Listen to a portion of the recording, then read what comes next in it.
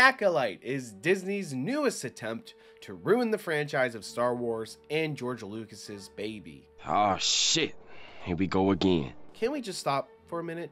Stop pumping out lazy written shit for a while? Clearly it's not working for this franchise. Viewership is down, the fan base is heavily polarized, and no one wanted to stay in a Star Wars themed hotel. Anyways, after mediocre show after mediocre show, I think it's safe to say the fans have had enough with Kathleen Kennedy. I mean, let's be honest, there really hasn't been anything good in the Star Wars franchise since they fired Gina Carano. Season 2 of The Mandalorian?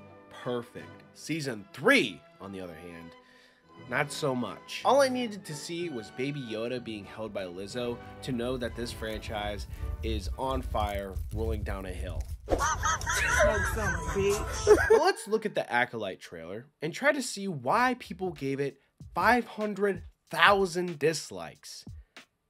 Wait, 500,000 dislikes? That has to be some sort of record, right? Oh look, right here. The Acolyte trailer breaks Lucasfilm records. Oh, and even Disney posted about it. Weird.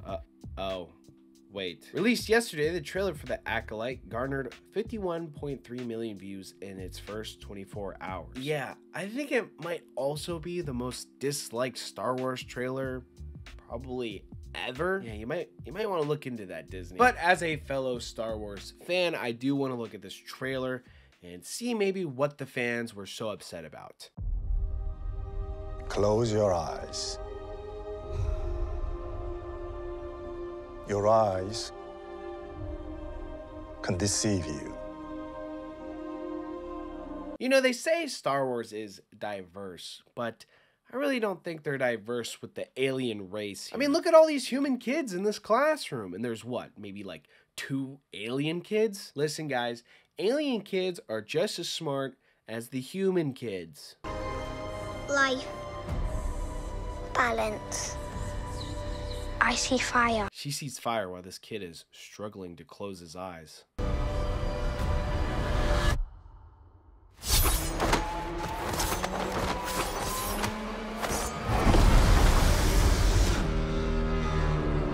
Hey, let's get the chick from The Matrix, you know, another popular but separate franchise, and make her do Matrix type shit in this show. It's easy, guys. She already got famous doing The Matrix. Why not bring that into the Star Wars universe?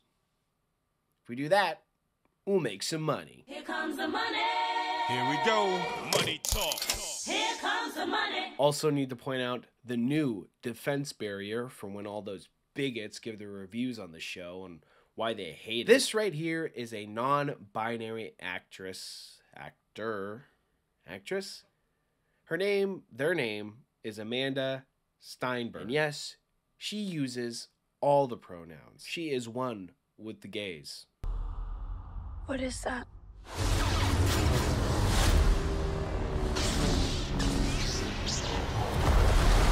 Whoa, all colored lightsabers? You know what that means. Star Wars is officially gay. Congratulations, guys. Star Wars has come out of the closet. They're gay now. I don't know if we should be celebrating because that means this show will get cut from China. I mean, after watching that trailer, I mean, it's okay. It's nothing to really get hyped about. And that is kind of concerning, especially when you're talking about a franchise like Star Wars. You know, they expect a lot from Lucasfilms. Maybe not so much now, but they still have hope that we will get a show that has cool stories, cool characters, and cool universe building. A project that will stay true to the lore which George Lucas created. And at the end of the day, that's all any Star Wars fan wants from a show or a movie.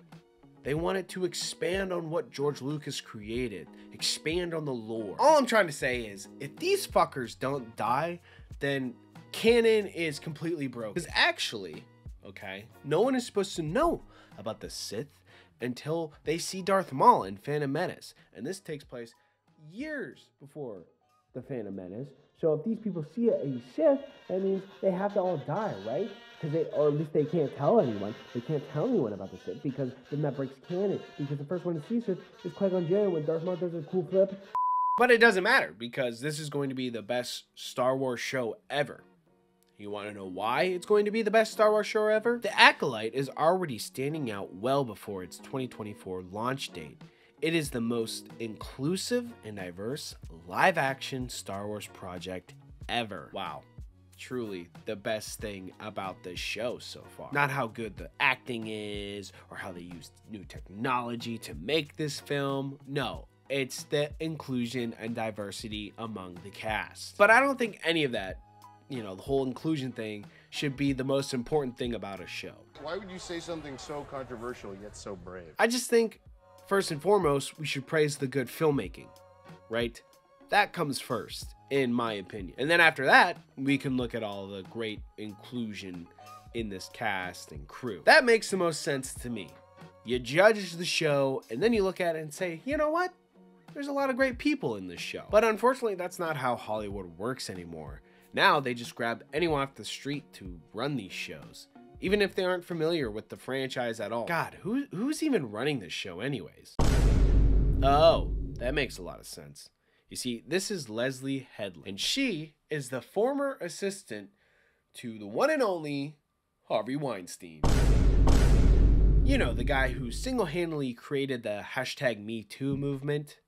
Yeah, the showrunner for The Acolyte was his former assistant during all of that shenanigans. So keep that in mind when you're watching this show, because you can't watch anything nowadays without someone in the show who's linked to a diddler.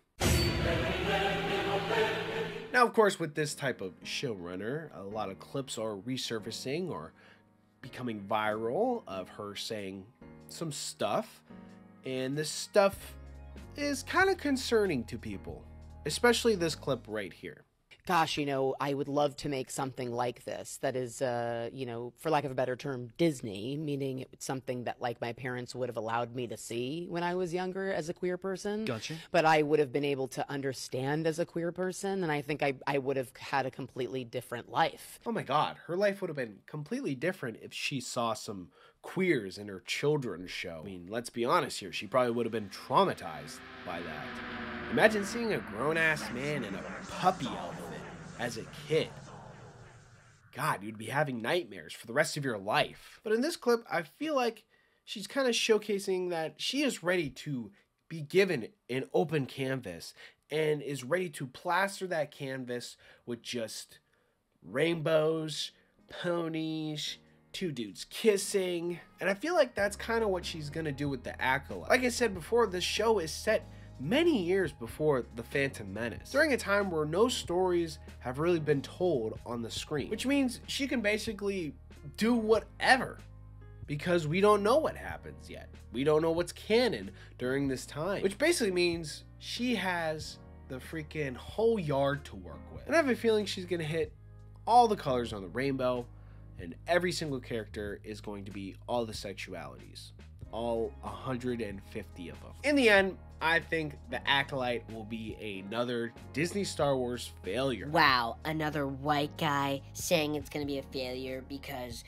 the character's non-binary and gay. We see this all the time with any other franchises where they focus on inclusion and diversity instead of writing a good story, people. Come on. So yeah, I think this will be a disaster. I hope I'm wrong. I pray I'm wrong, and I hope The Acolyte freaking kicks ass and is super cool. But I just don't have any faith, especially with the rumors and stuff that were going around with this show. By God, I thought it was canceled like 15 different times. And another reason I think this show's gonna be a failure is because of all the reactions and comments from these people, They see it too. It's clear that a lot of people are upset with Lucasfilms and Star Wars lately.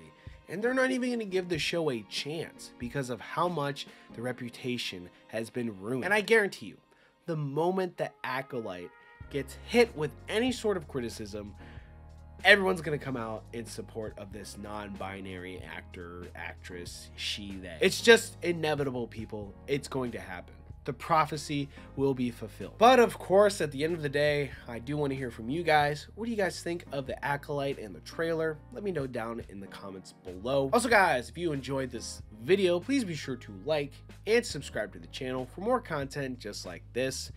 Thank you so much for watching, and I'll see you in the next one.